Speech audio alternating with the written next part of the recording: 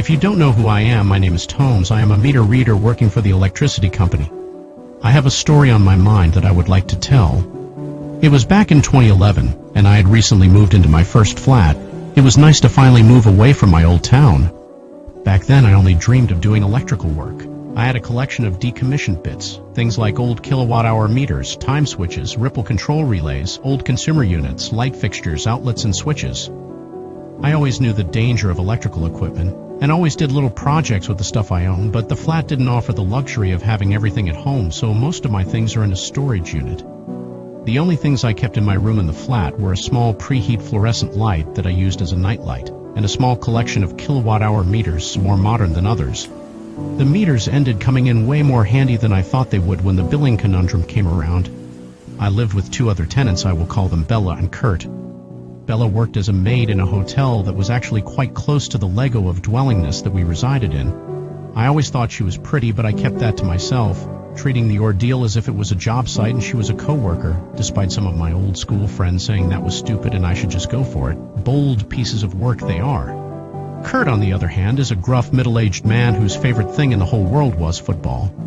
He would ramble on about how the All Blacks should have won that time and blah, blah, blah, and if he got mad over someone losing and he was drunk or if he bet money on it, he would take it out on the television. Seriously, that guy has anger issues. I have duct tape, but I only have so much duct tape, and that television might as well be called a pile of scrap now. It's so bad that you can take a decent-sized portion of broken screen and one of the speakers and set them up in the kitchen to watch television, which he and I sometimes did. Stupid and crazy, I know, but it's called being resourceful.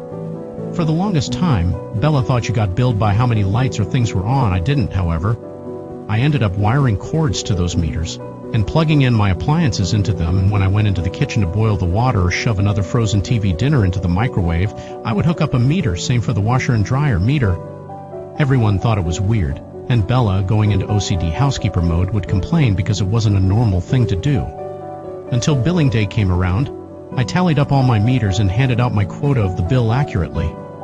I got praise from the landlord and the other tenants and ended up with the nickname Peter Greeter the Meter Reader. Rugby Gus was Kurt's nickname. Bella made them up.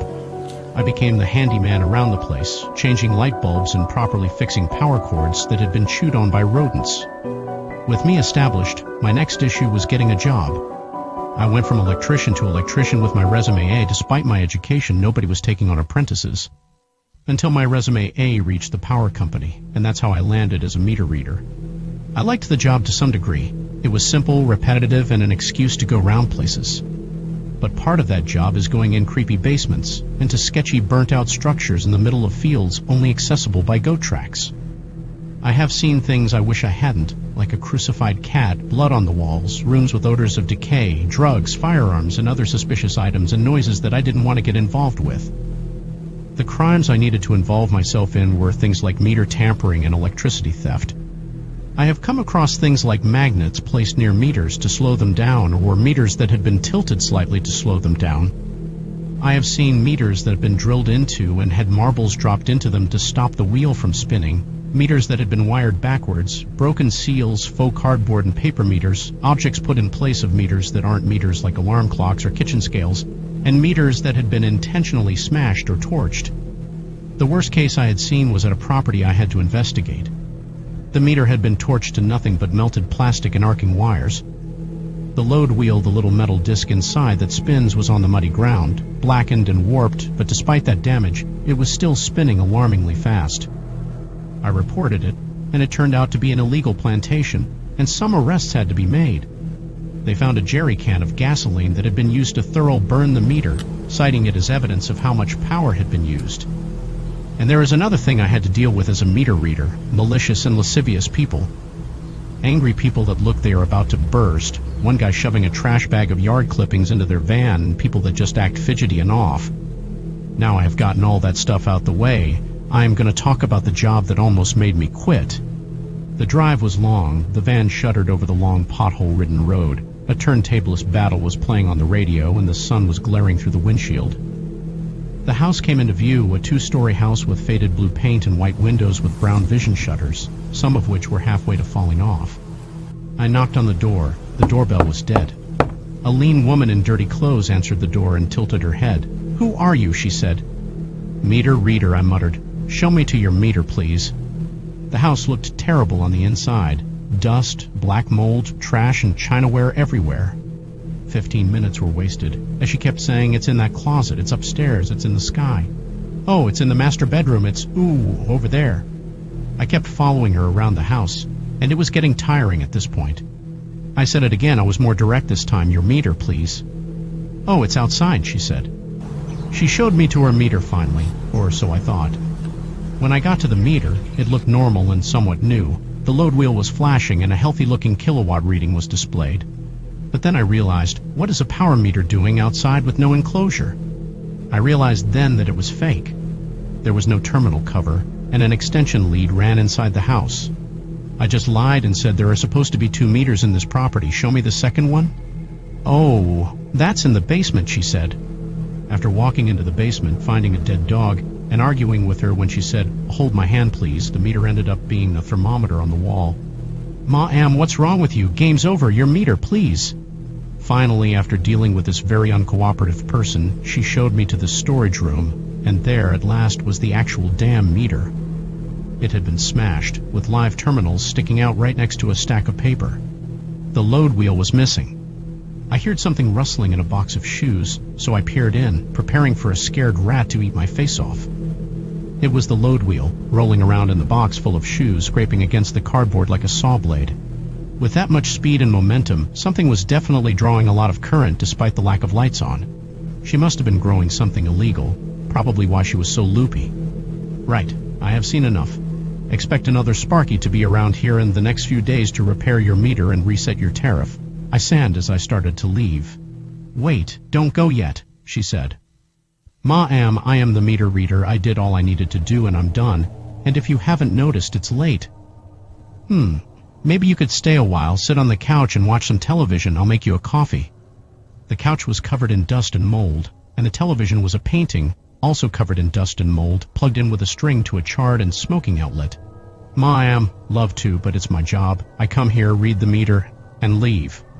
"Look, maybe if I had nothing else to do and you hadn't wasted my time over your damn tampered meter, then maybe I would be inclined." "No, thanks," I finished. She begged me to stay, and after a few attempts, she said she was going to make a coffee and give me time to change my mind. But I had already made up my mind. I headed to the front door and tried to open it gently. I failed to notice the deadbolt as I tried to struggle with the stuck door. And disaster! The door broke off and crashed to the floor, shattering into wooden splinters with a loud pie teeth. She came running over. "Are you okay?" she shouted. Holding my right eye, I shuffled out towards my van.